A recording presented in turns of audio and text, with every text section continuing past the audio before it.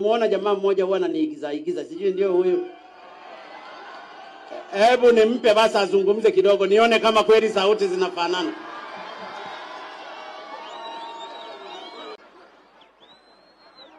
Ulijuaje kama navaa kofia leo? Ndugu zangu wa Mafinga, kwanza nimefurahishwa kweli kwa mapokezi haya ambayo mmenipokea kama rais.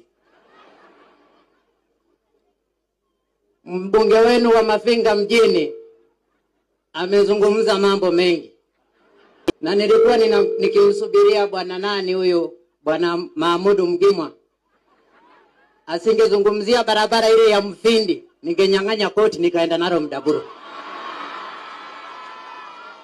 Kwa hiyo ndugu zangu, kero zenu nimeweza kuzisikia kweli. Lakini pia ndugu zangu, ningependa kuongea sana na nyinyi wa Tanzania, lakini bado nina ziara nyingi za kikazi kweli. La mwisho kabisa nimpongeze bwana Ariapi. Ni kijana mdogo kabisa tena mweupe.